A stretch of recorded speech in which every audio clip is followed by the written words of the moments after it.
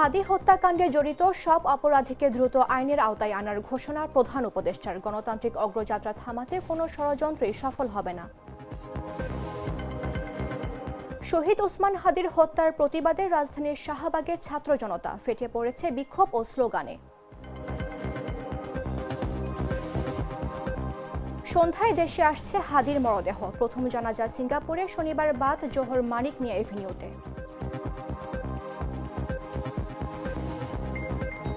পরীক্ষা চলাকালীন হামলায় ক্যাম্পাসে লকডাউন। ব্রাউন বিশ্ববিদ্যালয়ে সন্দেহভাজন হামলাকারীর মরদেহ উদ্ধার। এবং উসমান হাদির প্রয়াণে গভীর শোক বাংলাদেশ ক্রিকেট বোর্ড এবং বাংলাদেশ ফুটবল ফেডারেশনে।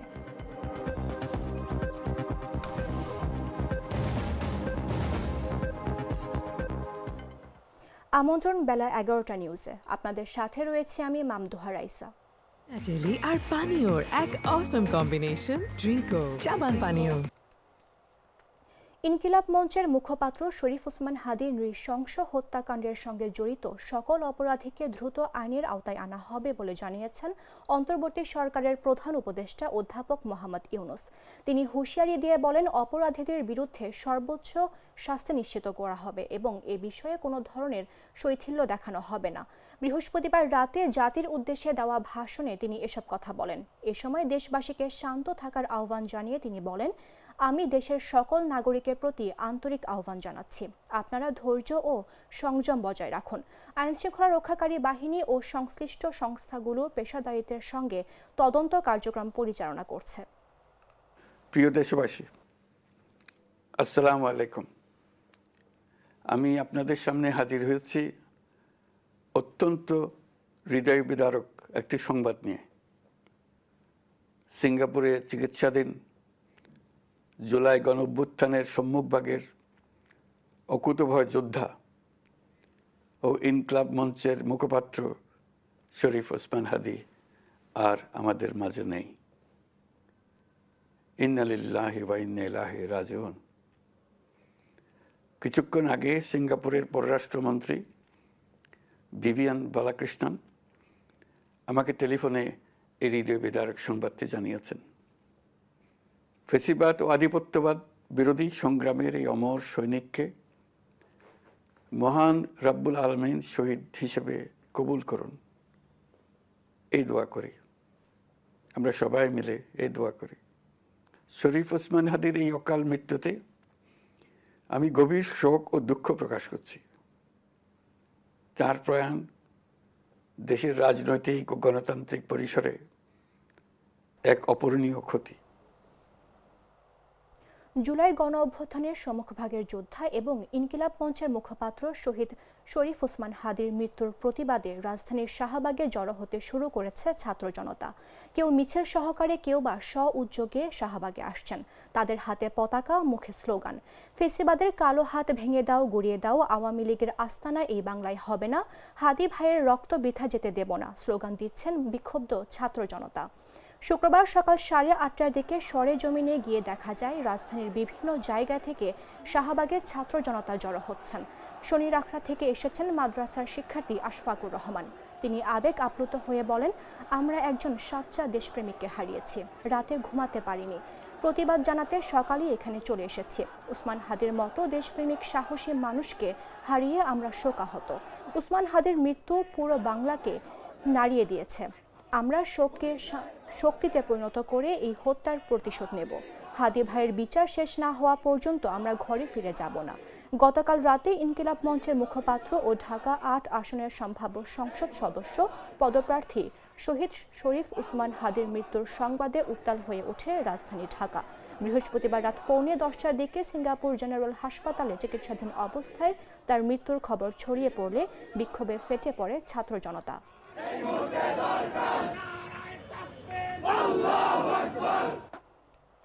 ইনকিলাব মঞ্চের মুখপাত্র শরীফ ওসমান হাদির মরদেহ শুক্রবার সন্ধ্যা 6:05 সিঙ্গাপুর থেকে দেশে পৌঁছাবে। তার প্রথম জানাজা সিঙ্গাপুরের দ্য আঙ্গুলিয়া মসজিদে সকাল 10টায় অনুষ্ঠিত হবে। বৃহস্পতিবার দিবাগত মধ্যরাতে ইনকিলাব মঞ্চের ফেসবুক পেজে এই তথ্য জানানো হয়। ইনকিলাব মঞ্চ জানিয়েছে, বাংলাদেশ বিমানের একটি বাণিজ্যিক ফ্লাইট স্থানীয় সময় বিকেল 3:50 শহীদ উসমান হাদিকে নিয়ে রওনা করবে। ঢাকায় অবতরণ করার সম্ভাব্য সময় সন্ধ্যা 6:05। তার প্রথম জানাজা সিঙ্গাপুরের দ্য আঙ্গুলিয়া মসজিদে সকাল 10টায় অনুষ্ঠিত হবে। এছাড়া বাংলাদেশের শনিবার বাদ জোহর মানিক মিয়া এভিনিউতে জানাজা অনুষ্ঠিত হবে বলেও জানিয়েছে সংগঠনটি। বৃহস্পতিবার রাত 9:30টার দিকে সিঙ্গাপুর জেনারেল হাসপাতালে চিকিৎসাধীন অবস্থায় মারা গেছেন হাদি। গত 12 ডিসেম্বর নির্বাচনী প্রচারণা শেষে রিকশায় ফেরার পথে গুলিবিদ্ধ হন তিনি। প্রথমে ঢাকা মেডিকেল কলেজে চিকিৎসা শেষে ওই দিনই এভারকেয়ার হাসপাতালে নেওয়া হয় তাকে। পরে উন্নত চিকিৎসার জন্য গত সোমবার সিঙ্গাপুরে নিয়ে যাওয়া হয়। আমি তো মশলা বদলে ফেলেছি, এবার আপনিও বদলে ফেলুন। একবার প্রাণ গুঁড়া মশলা ব্যবহার করেই দেখুন। ইনকিলাব মঞ্চের মুখপাত্র ও ঢাকা ৮ আসনের সম্ভাব্য প্রার্থী শরীফ ওসমান হাদির মৃত্যুর ঘটনায় সারা দেশে উত্তাল হয়ে উঠেছে ছাত্র জনতা ও বিভিন্ন রাজনৈতিক সংগঠন। বৃহস্পতিবার রাত 9:30টার দিকে সিঙ্গাপুর জেনারেল হাসপাতালে চিকিৎসাধীন অবস্থায় তিনি মারা যান। হাদির মৃত্যুর খবরে বরগুনা, ফরিদপুর, শেরপুর, খুলনা, গাইবান্ধা, সিলেট, নারায়ণগঞ্জ, ঝালকাঠি, লক্ষ্মীপুর, পিরোজপুর, পটুয়াখালী, কিশোরগঞ্জ, রাজবাড়ী সহ দেশের বিভিন্ন জেলায় বিক্ষোভ মিছিল, অবস্থান কর্মসূচি ও সড়ক অবরোধ করা হয়। অনেক জায়গায় পুলিশ সুপারের কার্যালয়ে ঘেরাও, মহাসড়ক অবরোধ এবং টায়ার জ্বালিয়ে প্রতিবাদ জানানো হয়। বিক্ষোভকারীরা হাদি হত্যার সঙ্গে জড়িতদের দ্রুত গ্রেফতার ও দৃষ্টান্তমূলক শাস্তির দাবি জানান। এদিকে জাহাঙ্গীরনগর বিশ্ববিদ্যালয়, ইসলামী বিশ্ববিদ্যালয় ও চট্টগ্রাম বিশ্ববিদ্যালয় সহ বিভিন্ন শিক্ষা প্রতিষ্ঠানে শোক ও প্রতিবাদী মিছিল করেছে শিক্ষার্থীরা। শোক সমাবেশ, দোয়া ও শপথ পাঠের মধ্য দিয়ে তারা হাদির আত্মার মাগফিরাত কামনা করেন।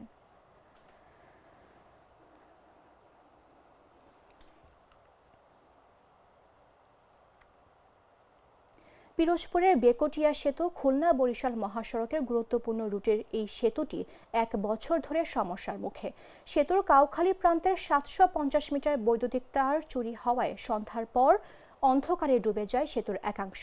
দুর্ঘটনা, ছিনতাই আর মাদক কার্যক্রম সবই বাড়ছে। বিস্তারিত জাগো ডেস্ক রিপোর্টে। বেকটিয়া সেতুর কাউখালী প্রান্ত। সন্ধ্যার পর প্রায় 1 কিলোমিটার এলাকা অন্ধকারাচ্ছন্ন। সেতু দিয়ে পারাপারের সময় বাস, ট্রাক, অটোরিকশা ও সাধারণ মানুষ সবাই আতঙ্কে। সেতুটি চীনের সহায়তায় 2022 সালের 4 সেপ্টেম্বর উদ্বোধন করা হয়েছিল। তবে বছরখানেক আগে চুরি হওয়া বৈদ্যুতিক তারের কারণে চলাচলে বিপদ বাড়ছে। ব্রিজের অর্ধেক লাইট নেই, চিন্তায় হতে পারে, সমস্যা হতে পারে। মেয়েদেরকে নিয়ে আসা হয়, সবাইকে আমরা আসি, ঘুরতে আসি, এখানে একদম অন্ধকার থাকে। এখানে এসে যদি আমরা দেখি এইভাবে অন্ধকার, লাইট নেই, এরকম অন্ধকারে যে কোনো একটা দুর্ঘটনা ঘটতে পারে। স্থানীয়রা বলছেন, ছিনতাই ও চুরির আশঙ্কা নিয়ে পার হতে হয়। রাত গভীর হলে মাদক বেচাকেনার ঘটনাও ঘটছে। এখানে অর্ধেক লাইন আছে, অর্ধেক লাইন নেই, লাইন অর্ধেক চুরি হয়ে গেছে। ছোটখাটো টুকিটাকি পকেট মার এবং ছিনতাই, চুরি এই অন্ধকারে বসে থাকে। রাত্র 9টা থেকে 10টা হলে পরে মানুষের যাতায়াতে অনেকটা সমস্যা হচ্ছে এবং আমাদের স্থানীয় এলাকার লোকজন এবং পার্শ্ববর্তী এলাকার লোকজন একটু সংকটে থাকে সবসময়। পিরোজপুর সড়ক ও জনপথ বিভাগের নির্বাহী প্রকৌশলী জানান, চুরি হওয়া তারের পুনঃস্থাপনের প্রক্রিয়া চলমান। প্রায় 14 লাখ টাকা ব্যয়ে সংযোগ পুনঃস্থাপনের উদ্যোগ নেওয়া হয়েছে। ইতিমধ্যেই মামলাও করা হয়েছে। 750 মিটারের মতো ল্যাম্পপোস্টের বৈদ্যুতিক তার চুরি হয়। তার প্রেক্ষিতে আমরা থানাতে মামলা দায়ের করেছি এবং পাশাপাশি লাইনটি পুনরুদ্ধারের জন্য বিশেষায়িত দপ্তর হিসেবে আমরা পল্লী বিদ্যুতের সহায়তা নিয়েছি। স্থানীয়দের দাবি, কর্তৃপক্ষের তৎপরতা না থাকায় সমস্যার সমাধান বিলম্বিত হচ্ছে। দ্রুত ব্যবস্থা নিলে সাধারণ মানুষের নিরাপত্তা নিশ্চিত হবে এবং দুর্ঘটনার ঝুঁকি কমবে। নিউজ ডেস্ক, জাগো নিউজ। বাছাইকৃত লাল সরিষার দানা থেকে তৈরি হয় প্রাণ সরিষার তেল, আসল ঝাঁঝে আসল স্বাদে। জানাবো আন্তর্জাতিক সংবাদ।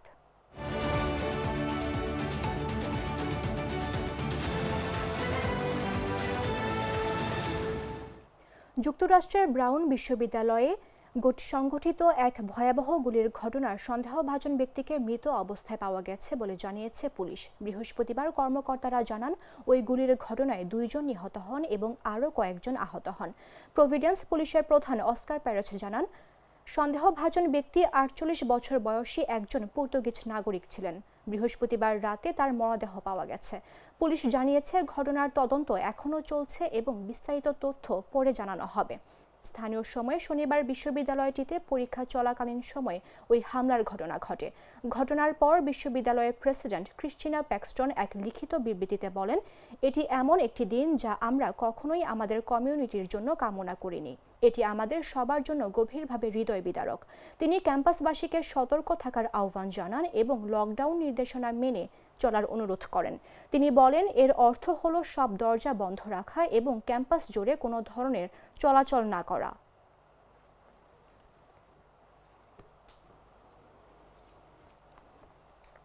সংবাদ শেষ করব খেলার খবর জানিয়ে।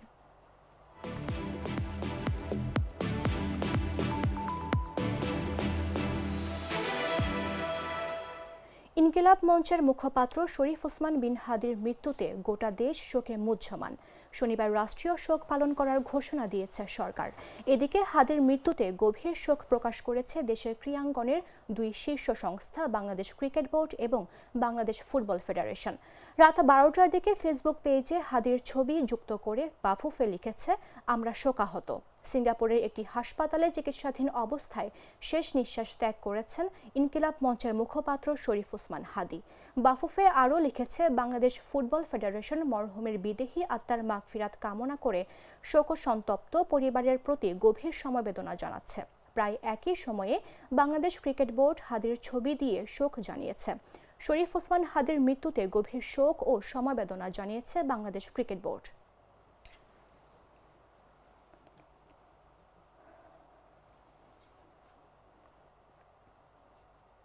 সংবাদ শেষ করার পূর্বে শিরোনামগুলো জানিয়ে দিচ্ছে আরও একবার।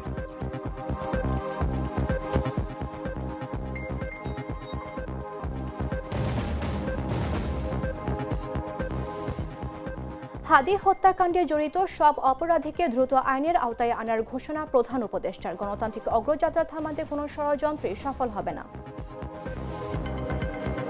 শহীদ ওসমান হাদির হত্যার প্রতিবাদে রাজধানীর শাহবাগের ছাত্র জনতা ফেটে পড়েছে বিক্ষোভ ও স্লোগানে।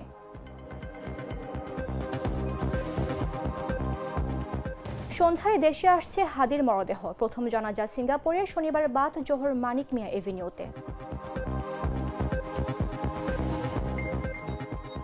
পরীক্ষা চলাকালীন হামলায় ক্যাম্পাসে লকডাউন। ব্রাউন বিশ্ববিদ্যালয়ে সন্দেহভাজন হামলাকারীর মরদেহ উদ্ধার।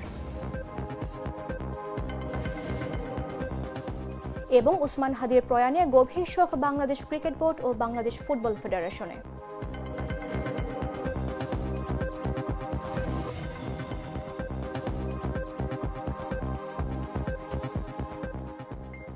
দর্শক, এই ছিল এখনকার মতো। প্রতি মুহূর্তে সর্বশেষ খবর জানতে ভিজিট করুন jagonews24.com।